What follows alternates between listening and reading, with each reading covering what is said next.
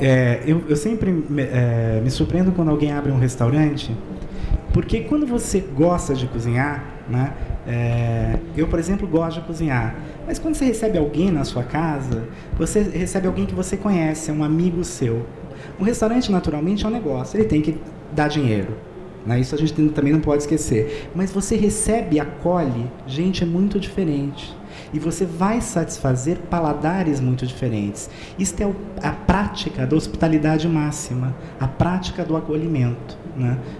Esse é um negócio fascinante, né? Muito fascinante. O Shin falou uma coisa muito interessante, que quando ele chegou aqui, a gente tinha a culinária do sushi, né? Quando eu disse lá atrás que houve um estranhamento entre japoneses e brasileiros e japoneses, até os anos 70, os pratos de maior saída, né, e a gente tem vários depoimentos colocados em jornais de época, em revistas, eram os pratos quentes, porque as pessoas recusavam-se a comer uma coisa crua. Para elas aquilo era algo repugnante, literalmente. Eu não estou falando de algo delicado, não, algo que tinha uma versão grande. E hoje as pessoas desejam, né? Elas querem essa culinária, né? Então a gente teve um avanço muito grande. Uma outra coisa importante quando está falando de restaurante, a gente criou no Brasil algumas coisas muito peculiares. Por exemplo, quando a gente vai a um rodízio, nem sempre é a melhor forma de comer cozinha japonesa. Alguns rodízios são bons. Agora, é um negócio muito peculiar, que só existe no Brasil. Conversávamos lá dentro sobre um outro negócio peculiar, temaqueria. Né? É um negócio que só existe no Brasil. O Murakami nos dizia que, ele vai falar melhor agora, que tem até em Nova York agora, estão pensando em temaqueria em Nova York. Eu achei sensacional. Né? Não sei se a ideia saiu do Brasil, enfim, mas é sensacional. É impressionante essa nossa capacidade de assimilação e de transformação. Claro, a gente chega a exagero, tem gente que faz sushi de goiabada, aí não dá, entendeu? Aí realmente não dá, mas é isso. Eu queria perguntar para o Murakami, eu ainda vou deixar o livro dele mais para adiante, eu vou torturar ele um pouquinho, porque o livro dele é um livro que eu resenhei, que eu acho interessantíssimo. Eu queria perguntar para ele uma outra coisa. Falávamos aqui de alta cozinha, né? Sendo que a gente já sabe que a alta cozinha teve alta cozinha japonesa em alguns momentos, um restaurante chamado Akasaka no passado, o Romaru, né? Temos aí alguns exemplos, mas e o próprio Santori, que era uma coisa deslumbrante, aquele salão com aquele jardim, enfim, sensacional. Agora eu queria perguntar para o Murakami como foi que ele ingressou nessa alta cozinha. Eu que fui frequentador do restaurante dele da Liberdade, né? Como crítico e como cliente, né? Eu queria também que ele falasse um pouco, ao mesmo tempo que ele respeita muito o ingrediente, que ele tem esse fascínio pelo ingrediente, como que ele faz a fusão. Porque, por exemplo, eu comi o ano passado um hambúrguer de Kobe beef com foie gras, que não era ocidental, em hipótese alguma, era um prato de fusão e era muito encantador. Né? Então eu queria que ele falasse um pouco desse processo todo. Ah, legal. Ainda lembro hoje você comendo aquele hambúrguer com foie gras. Qual é a diferença? Por exemplo, esse hambúrguer com wagyu, que esse é produzido aqui no Brasil, aqui em Bragança Paulista, ela é a carne só, era a carne só, não vai cebola, alho, é a simplicidade, manter o que a carne tem, porque na nossa filosofia é tirar o excesso. E outro dia eu fui palestrar no TED sobre o futuro da alimentação e o meu tema era a simplicidade, e é justamente isso, a simplicidade, por isso que é a carne, o foie gras simplesmente de um lado, do outro, em cima, e um molhinho teriyaki feito na casa. É isso. Mas você já fazia isso? Desde a Liberdade. Desde a Liberdade. As é verdade. costeletas de cordeiro. Vamos lá, verdade, né, Murakami? É verdade. Na Liberdade eu cheguei, fiquei 2 anos em Tóquio, 2 anos em Nova York e 3 anos em Barcelona, viajando a Europa. Voltei em 94. E lá o meu sogro, casei com a Suzana, me permitiu, né? Olha que o sogro me permitiu casar com a filha e fez um sucessor e o nome continua. E desde essa época a gente criou lá o omakase, nessa época em 94, que é tipo uma degustação. Tipo assim, é por conta do chefe. Eu respeitava o cardápio do meu sogro e fazia a degustação. E lá o que o Arnaldo, quando ia lá, ele gostava muito, não sei se ele falava para agradar, mas eu usava uma costelinha de cordeiro, pequenininha, macia, e fazia ela selada e servia com foie gras. E desde essa época a gente brincava com inteligência, por isso que é um pouquinho, como eu adoro o jazz, mantivemos o nome no livro também, em termos de improvisação. Porque eu falo que se pensar muito, tem alguma coisa errada. Eu acho que a gente não pensa para dirigir, ou para amar, ou até para escrever, né? Agora com esse exercício de escrever, eu acabo escrevendo agora sobre o que vem na minha cabeça na revista Brasileiros, e entra um pouquinho de culinária. E eu comecei a sentir que a escrita é como se fosse uma psicanálise. Eu comecei a me descobrir através da escrita. Isso me linka muito ao meu ato de cozinhar ou de fazer música. E eu acho que a receita é por aí. Eu sempre falei que a gente cozinha o que a gente tem dentro. Agora, eu também não sei, estou querendo descobrir como é que é o processo de criação. Outro dia vieram 8 psicanalistas lacanianos analisar o processo de criação através da gastronomia. Eles fizeram um teste com a arquitetura, na escrita, na moda e com a gastronomia. Eu falei para eles, eu falei assim que vocês souberem, eu também quero saber. Por isso que é muito o improviso. O cozinhar, eu acho que não pode pensar. Claro que isso aí requer um sacrifício, né? Isso, desde criança, a gente sofre, né? Com fome, esperando a mamãe cozinhar, né? E quando eu entrei com isso, com 18 anos, em 1988, eu estava seco, com vontade de sentir sabores, aromas, texturas, e até hoje continuo. Eu acho que esse é pelo menos eu acho que é o meu processo, e acho que também é do meu amigo Shin. E não, acho que não entra no consciente. Eu acho que no começo entrou, mas depois eu acho que é inconsciente. Não sei se você acha a mesma coisa, Arnaldo. Eu só vou fazer uma parte. Ele sabe quando eu vou no restaurante eu faço cara de paisagem. Ele não sabe se eu gostei ou se eu não gostei, mas ele sabe que eu escrevi que foi muito bom. E aqui é melhor. A crítica é você documentar que é bom.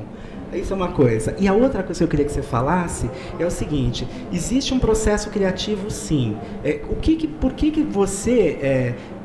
eu me lembro, a coisa mais sensacional da liberdade é que as pessoas precisavam ser iniciadas, elas precisavam descobrir a liberdade. Um restaurante como todas as outras portinhas, e as pessoas iam lá e tinham uma refeição surpreendente. Pois. Você fazia sushi e sashimi como fazia seu sogro, positivo. Seu tio, e tinha o grande menu. Como foi extrair isso? Como que foi ter vontade de fazer alta gastronomia? Como que é esse processo? Isso é legal. Puxa, isso eu falo, meu sogro faleceu no ano passado, faz 1 ano e meio.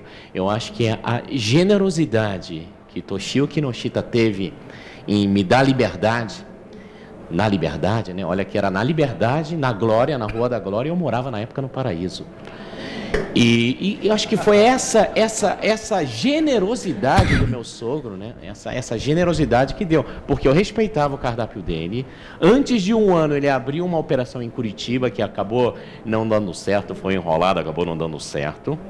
Mas eu acho que como meu sogro não falava português, eu fui criado no Rio, eu acho que juntou um pouquinho aí o jazz na bossa nova ali, entendeu? Assim, isso eu falo porque é Brasil.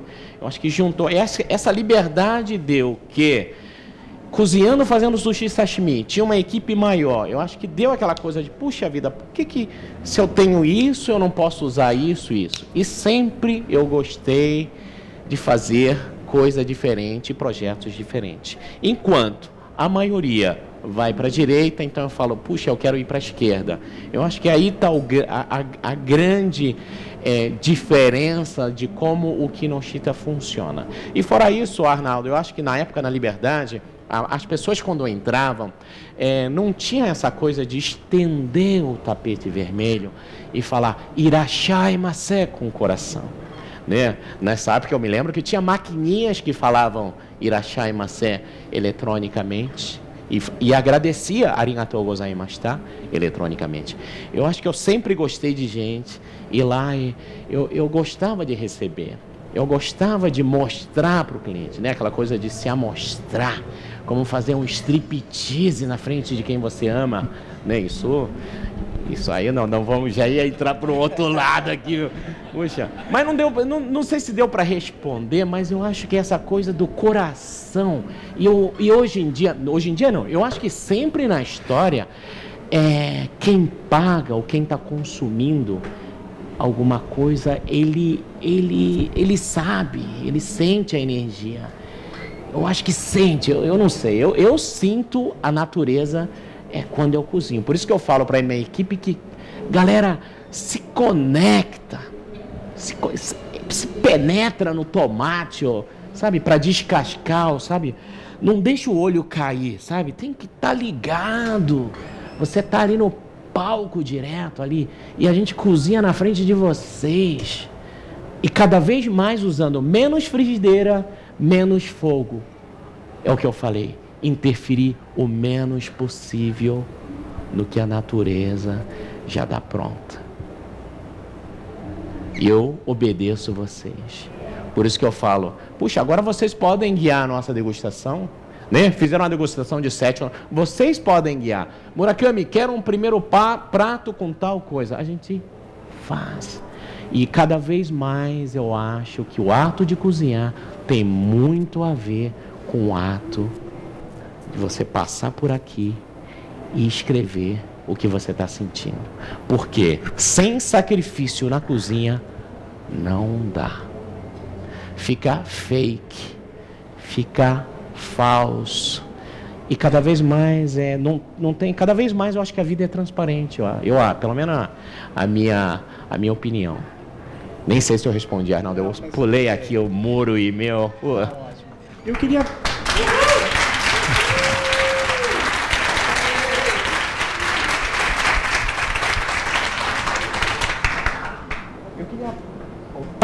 melhorou. Aí eu queria perguntar para o Shin. O Shin está voltando os olhos dele para a Amazônia. Eu queria que ele contasse um pouquinho como que é essa experiência, por favor. Amazônia.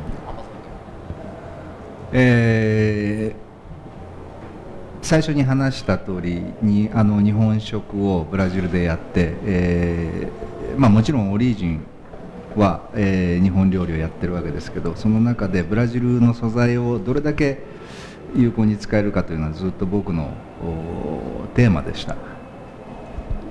Bom, como eu estava falando anteriormente, né, o fundamento, né, os fundamentos, os princípios da culinária japonesa estão sempre presentes, né, no meu trabalho.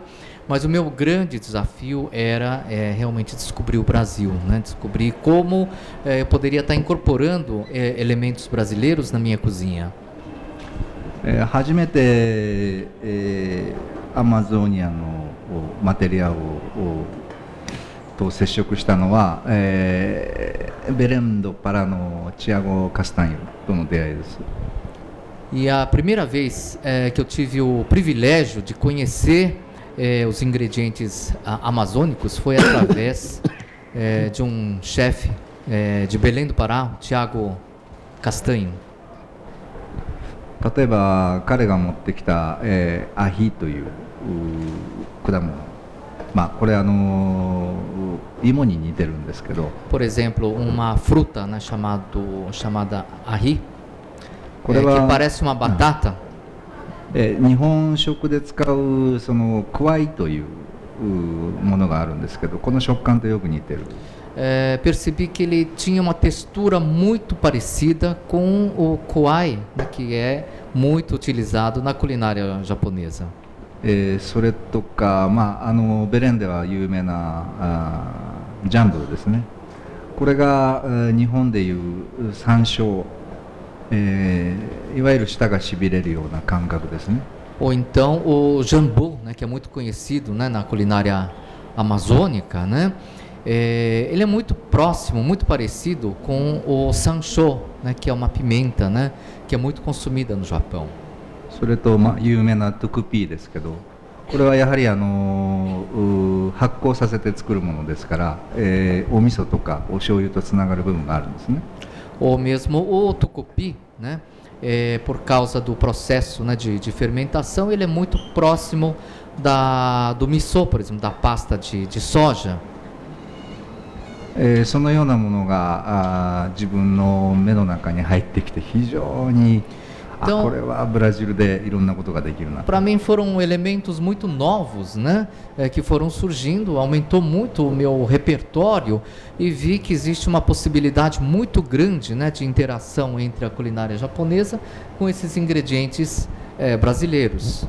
それから僕の知ってるたくさんの日本人がベレンに行って、アマゾニアの料理を食べてますが、皆さんおっしゃるのは非常に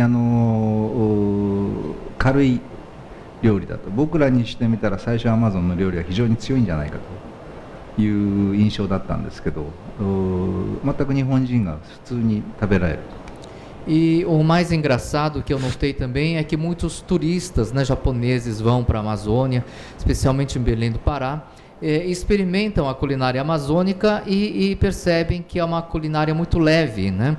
Eu acreditava que não fosse isso, mas foi uma descoberta muito grande também. やはりベトナム料理に近いような感覚だと思います。 Eu acho que é alguma coisa muito próxima à culinária vietnamita. そんなことを感じて。 Então é por isso que eu tenho uma simpatia muito grande, né, pelos ingredientes amazônicos.